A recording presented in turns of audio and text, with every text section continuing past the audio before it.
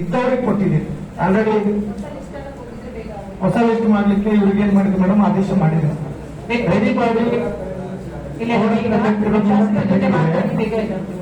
ಈಗ ನಿವೇಶನಗಳಿಗೆ ಸಂಬಂಧಪಟ್ಟಾಗ ಬಹಳಷ್ಟು ದೂರುಗಳು ಬಂದಿರೋದ್ರಿಂದ ಏನ್ ನಾವು ನಿರಾಶ್ರಿತರಿಗೆ ಕೊಡಬೇಕಾಗಿತ್ತು ಆ ಪ್ಲಾಟ್ಗಳು ಹಿಂದೆ ಮಾಡಿದಂತ ಪಟ್ಟಿಯಲ್ಲಿ ನಿರಾಶ್ರಿತರ ಬಿಟ್ಟು ಬೇರೆದವರು ಹೆಚ್ಚು ಜನ ಇರೋದ್ರಿಂದ ಆ ಪಟ್ಟಿನ ಪರಿಷ್ಕರಣೆ ಮಾಡಿ ಅದರಲ್ಲಿ ನಿಜವಾದ ಇರುವಂತಹ ನಿರಾಶ್ರಿತರನ್ನ ಹಾಕೊಂಡು ಉಳಿದಂತ ಸೈಟ್ಗಳನ್ನ ಮರು ಹಂಚಿಕೆ ಮಾಡಲಿಕ್ಕೆ ನಿರ್ಧಾರವನ್ನು ಮಾಡಿದ್ದೀನಿ.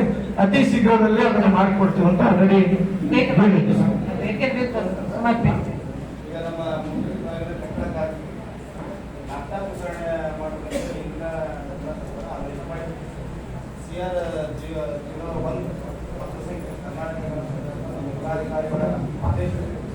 ಅತಿ ಜರೂರು ಪತ್ರ ಅಂತ ಆದೇಶ ಬಂತು. ಅದು ಮುಂದ್ರಿಕೆ ತಾಲೂಕಿಗೆ ಅದು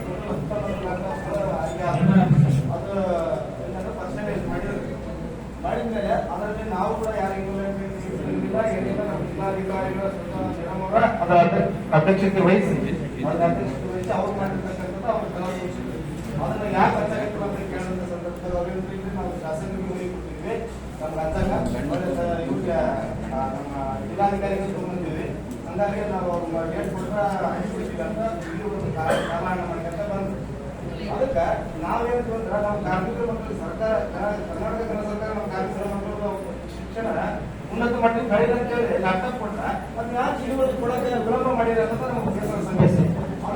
ಇನ್ನೊಂದು ಹೋಗಿತ್ತಲ್ಲ ಈಗ ಅದರಲ್ಲಿ 19 ಲ್ಯಾಪ್ಟಾಪ್ ಒಳಗೆ ಆಲ್ರೆಡಿ 9 ಕೊಟ್ಬಿಟ್ಟಿದೆ. ನಾವು ಕೊಟ್ಟಿಲ್ಲ, 9 ಕೊಟ್ಟಿದ್ದೀವಿ. ಅವ್ರು ಕೊಟ್ಟಿಲ್ಲ, 9 ಕೊಟ್ಟಿದ್ದೀವಿ. ಈಗ ಉಳಿದಿರೋದು ಈಗ 10 ಲ್ಯಾಪ್ಟಾಪ್ ಅವು ಕೊಟ್ಟ ನಂತರ ಈಗ ಮತ್ತೆ ರಜೆ ಇರ್ತಾರೆ. ಅವಾಗ ಅವ್ರಿಗೆ ವಿದ್ಯಾಭ್ಯಾಸ ಮಾಡಕ್ಕೆ ಅನುಕೂಲ ಆಗಿತ್ತು ಸ್ವಲ್ಪ. ನಾವು ಈಗ ಹೆಂಗ ಕೊಟ್ಟಿರೋ ನಮ್ಗೆ ಒಟ್ಟಾರೆ ನಮ್ಮ ಕಾರ್ಮಿಕರ ಪರ್ಸೆಂಟೇಜ್ ನೀವೇನು ಮಾಡ್ಕೊಂಡಿದ್ರಲ್ಲ ಆ ಪ್ರಕಾರವಾಗಿ ನಮ್ಮ ಕಾರ್ಮಿಕರ ಮಕ್ಕಳು ಲ್ಯಾಪ್ಟಾಪ್ ಕೊಡ್ಸಕ್ಕೆ ಬರ್ತಿದ್ದಿಲ್ಲ ನಮ್ಗೆ. ಅದಕ್ಕೆ ನಮ್ಗೆ ಅರ್ಜಿಸಿ ಇವತ್ತೇ ಕೊಡ್ಬೇಕಂತ ನಾನು ಅರ್ಜಿ ಕೊಟ್ಟಿದ್ದೀನಿ. ನೀವು ಮುಂದೆ ಕ್ಲಾರಿಫಿಕೇಶನ್